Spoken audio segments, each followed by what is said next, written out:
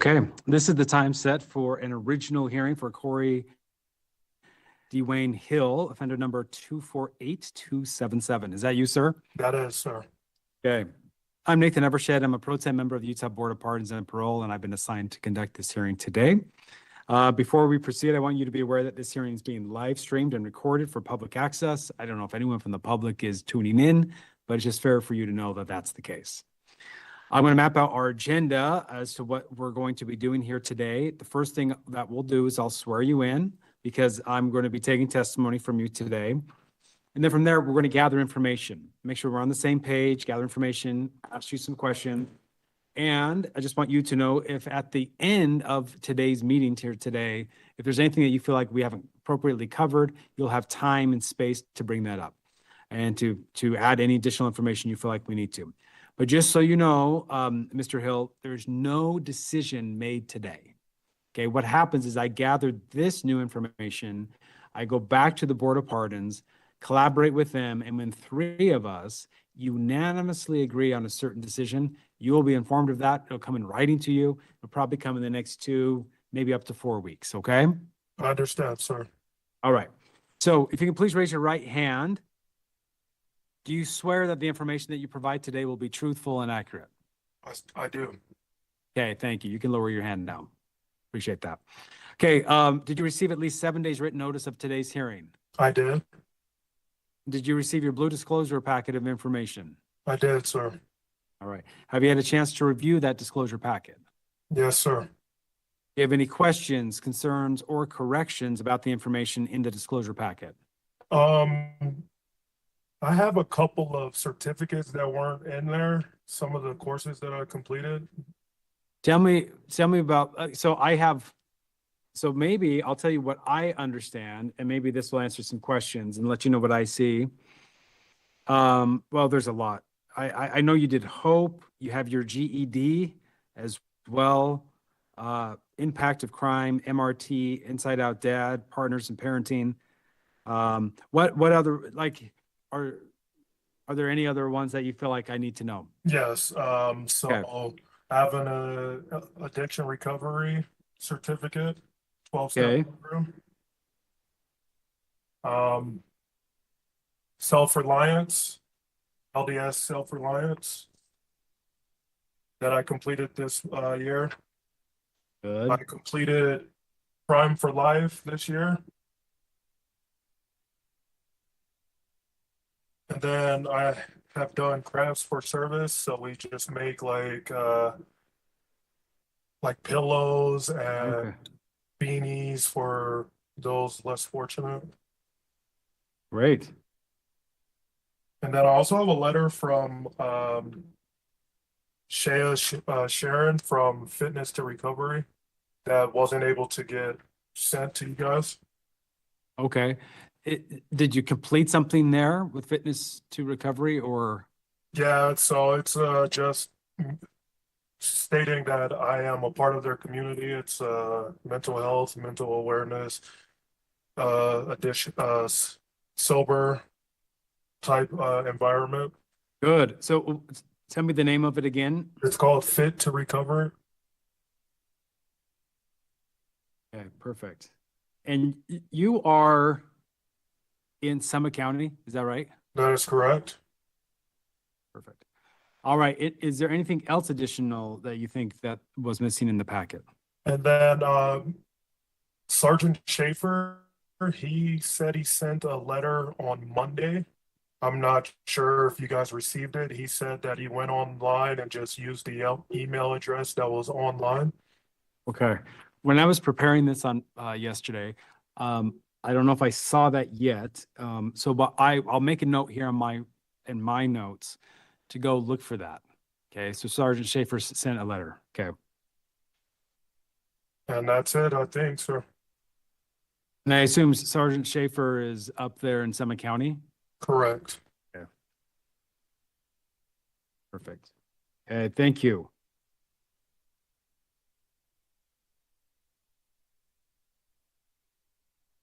Okay.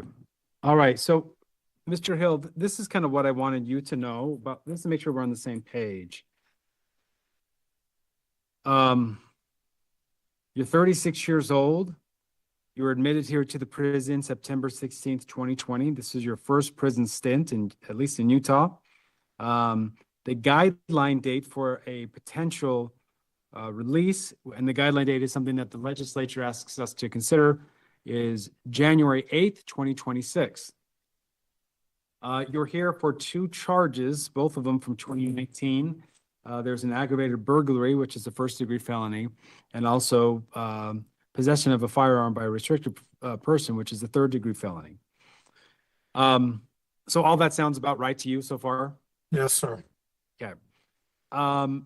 While here, you not only did you just tell me all of those things that you've done, but you're to be commended on all of the other great things that you've done. You have your GED, you completed HOPE, and we just don't really have time to go through all of these other things that are listed, like psychology of the brain, improving self-esteem. I mean, it looks like from 2021 on, you've been quite engaged in many, many things as you've been in custody. And so I just want you to know, we see that, we know that, and you are actually required to get credit for that, and you will get credit for all of that.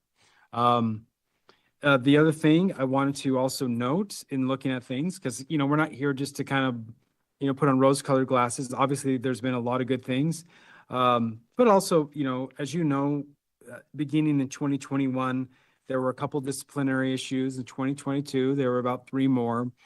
It looks like the last one was from a March 2023 incident as well. So we're almost like now coming up. I just want you to know, we put things in context. That's the fairest way to do this. And we know that that's nearly 2 years we're nearly 2 years from that last disciplinary issue. But it's just fair for you to know exactly what we're seeing, the things that we want to talk with you about. And I think those are the 2 things I really want to talk with you about. One, I mean, any insight as to why there were multiple disciplinary issues, that happened. Again, the last one that happened was a couple years ago. And then insight to how you've been able to completely eliminate that nearly these last 2 years. So maybe we'll start there. Tell me about kind of what was going on in your life, why there were multiple of these issues, and what you've been able to do to successfully, eliminate them. Yes, sir. When I first was incarcerated, I was angry. I was upset. I didn't think that I deserved to be here, and I was rebellious. Mm-hmm. Also, on the same note, I knew that I was in need of help, and I knew I needed to accept the things that I was unable to accept, that I was a drug addict and that I had low self-esteem and I hated myself. And I knew sobriety was going to be my key. Mm-hmm. So since December 8th of 2019, I have been sober. That is over 5 years. And there was a lot of challenges. Again, I was conflicted between being incarcerated, losing my family, losing everything, and wanting to be better. Mm-hmm. So as the time went on, things did get a little easier. I did have a couple of bumps in the road, but ultimately, my recovery started and it's going to end with my sobriety. And I have so many people out in the world that are rooting for me, that need me, that want me to be in their lives. And the road I was going down, and while I was incarcerated, wasn't the right one. So I had to remove myself from certain people, certain situations.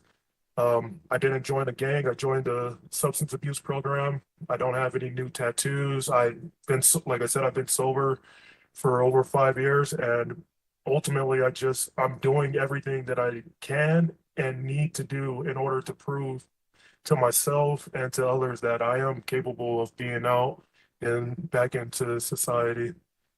Okay. Well, wonderful. And I'm glad you are doing those things. You're maintaining your sobriety. Obviously, that's just going to be a commitment really for the rest of your life. You know, you saw what the substances led you to, and I mean, you just seem like this very intelligent guy that knows, like, hey, this isn't for me. Like, I just can't have this in my life. So, Mr. Hill, tell me about what a potential parole looks like for you. I mean, where do you envision living, working, doing in those things? So I'm originally from Las Vegas, and I don't have any family out here besides my ex-wife, my victim, and her children and my son. So I would ultimately be asking to go back to Nevada to go live with my sister or my mother, whatever address will get approved. They're both sober living homes, kid friendly, drug free.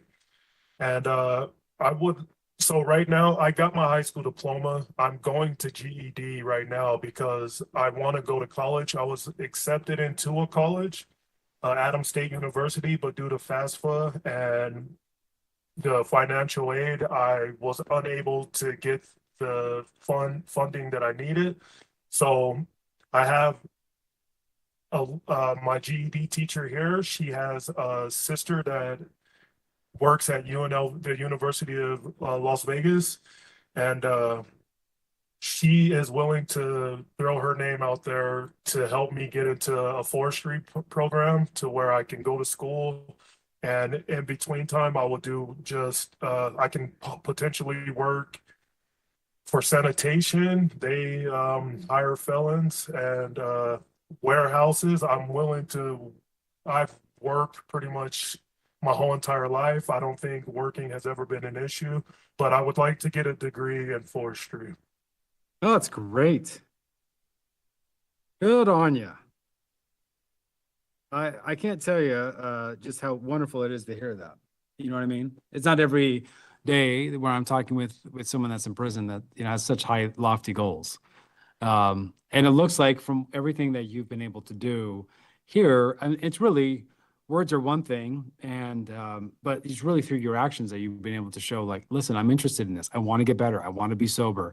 I want to gain skills. I want to prove that I can succeed out there. And so kudos to you. I mean, like, I know it takes a lot of effort, a lot of time, a lot of choices to do that. And so I really hope that that works out where you're able to secure those funds, get that position, you know, continue to work as well.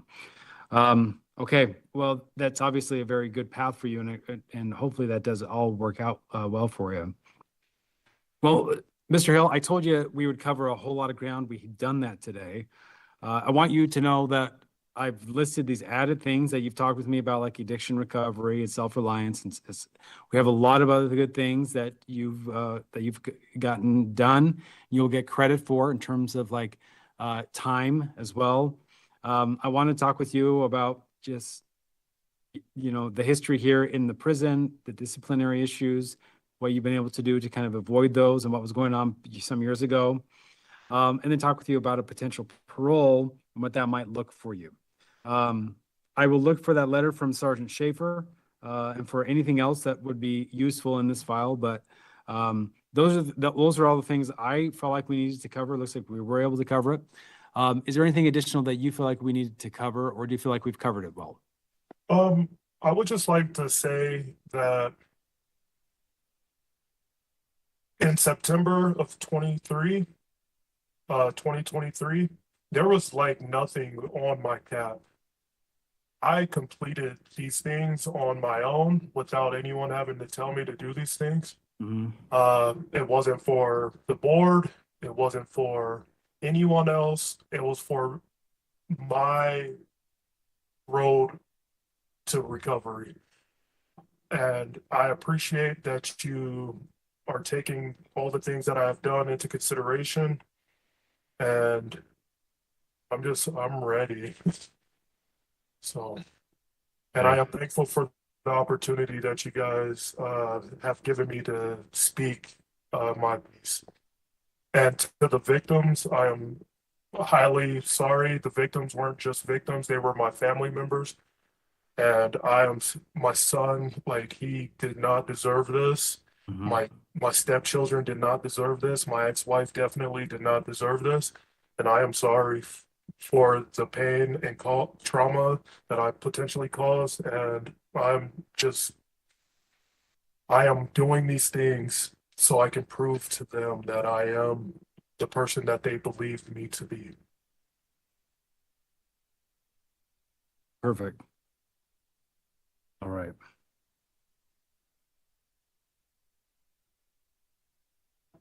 All right. Well, Mr. Hill, again, there's nothing that can be said because again, we have to collaborate with the other members of the Board of Pardons. But I can tell you this, all of this will be shared with them, all of it, and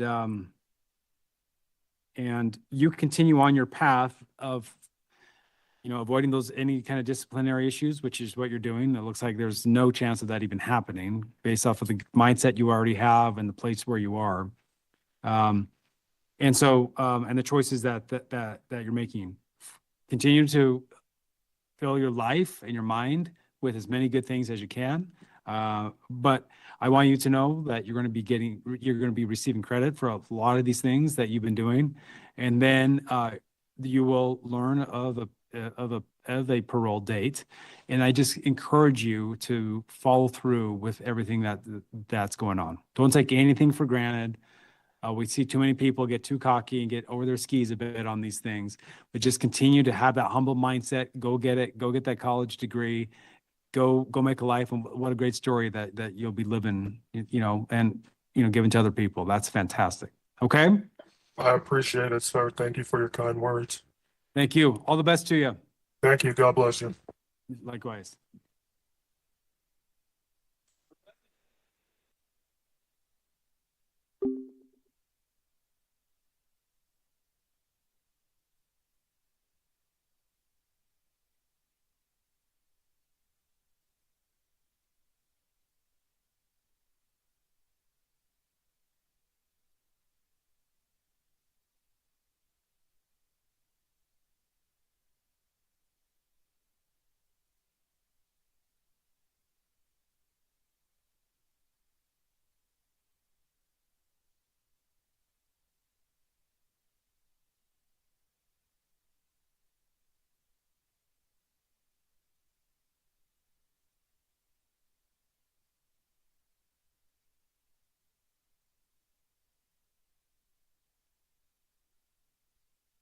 All right, all right. So it looks like this hearing has come to an end.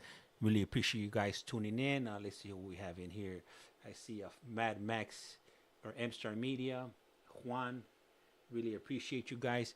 Anyhow, like I said around here, life's like a candle. Once you blow it out, it's lights out. And with that, we are out. I do have another stream running, which is in. Let me see, where the hell is this at right here?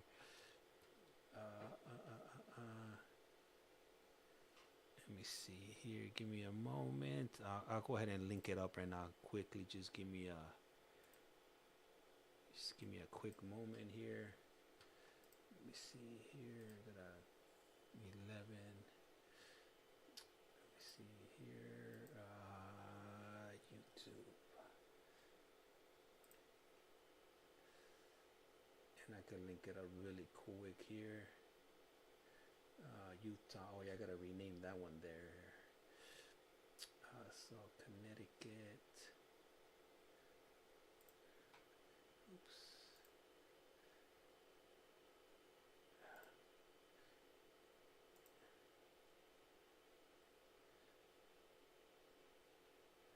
So this is the Utah hearing.